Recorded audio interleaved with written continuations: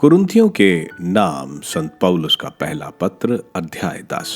मरुभूमि में इजरायलियों का विनाश। भाइयों, मैं आप लोगों को याद दिलाना चाहता हूँ कि हमारे सभी बाप दादे बादल की छाया में चले, सब ने समुद्र पार किया और इस प्रकार बादल और समुद्र का बपतिस्मा ग्रहण कर सब के सब मूसा के सहभागी बने। सब ने एक ही आध्यात्मिक भोजन ग्रहण किया और एक एक आध्यात्मिक पेय का पान किया, क्योंकि वे एक आध्यात्मिक चट्टान का जल पीते थे जो उनके साथ साथ चलती थी, और वह चट्टान थी मसीह। फिर भी उनमें अधिकांश लोग ईश्वर के कृपा पात्र नहीं बन सके और मरुभूमि में ढेर हो गए। ये घटनाएं हमको यह शिक्षा देती हैं कि हमें उनके समान बुरी चीजों का लालच नहीं करना चाहिए। उनमें कुछ लोगों के समान आप मूर्ति पूजक ना बने, जिनके विषय में यह लिखा है, वे खाने पीने के लिए बैठे और खेलने कूदने के लिए उठे।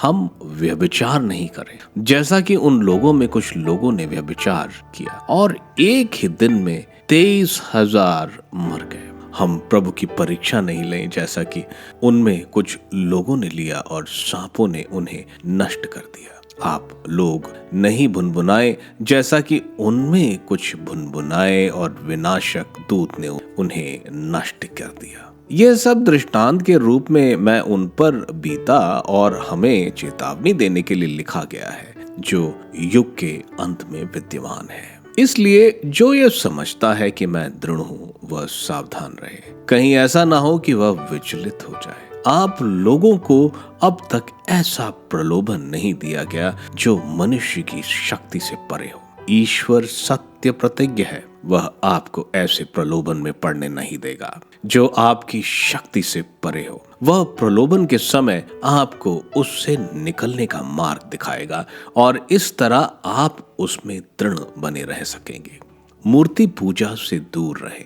प्रिय भाइयों, आप मूर्ति पूजा से दूर रहे। मैं आप लोगों को समझदार जानकर यह कह रहा हूं, आप स्वयं मेरी बातों पर विचार करें। क्या आशीष का प्याला जिस पर हम आशीष की प्रार्थना पढ़ते हैं, हमें मसीह के रक्त का सहभागी नहीं बनाता?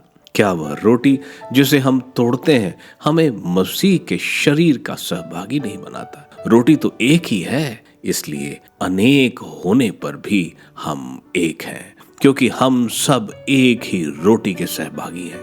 इजरायलियों को देखिए, क्या बलि खाने वाले वेदी के सहभागी नहीं हैं? मैं यह नहीं कहता कि देवता को चढ़ाए हुए मांस की कोई विशेषता है अथवा यह कि देव मूर्तियों का कोई महत्व है, किंतु धर्म ग्रंथ के अनुसार गैर यहूदियों के बलिदान ईश्वर को नहीं बल्कि अपदूतों को चढ़ाए जाते हैं। मैं ये नहीं चाहता कि आप लोग अपदूतों के सहभागी बने। आप प्रभु का प्याला और अपदूतों का प्याला दोनों नहीं पी सकते।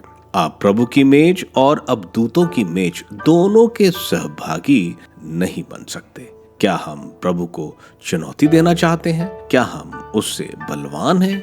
व्यवहारिक निर्देश। सब कुछ करने की अनुमति है, किंतु सब कुछ हितकारी नहीं। सब कुछ करने की अनुमति है, किंतु सब कुछ लाभदायक नहीं। सब कोई अपना नहीं बल्कि दूसरों के हित का ध्यान रखे।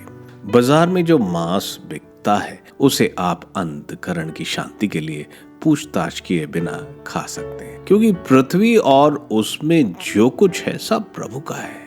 जब अविश्वासियों में कोई आपको निमंत्रण देता है और आप जाना चाहते हैं, तो जो कुछ परोसा जाता है उसे आप अंतःकरण की शांति के लिए पूछताछ किए बिना खा सकते हैं। परंतु यदि कोई आपसे कहे यह देवता को चढ़ाया हुआ मांस है, तो बतलाने वाले और अंतःकरण के कारण उसे ना खाएं। मेरा अभिप्राय आपके अंतःकरण से नहीं बल्कि दूसरे व्यक्ति के अंतःकरण से है, क्योंकि मेरी स्वतंत्रता दूसरे के अंतःकरण के कारण बंधित नहीं है। यदि मैं धन्यवाद की प्रार्थना पढ़ने के बाद भोज में सम्मिलित हो गया हूं, तो जिस भोजन के लिए मैं ईश्वर को धन्यवाद देता हूं, उसके कारण किसी को मेरी निंदा करने का अधिकार नहीं। इसलिए आप लोग चाहे खाएं या पिएं या जो कुछ भी करें, सब ईश्वर की महिमा के लिए करें। आप किसी के लिए पाप का कारण ना बने, ना यहूदियों के लिए,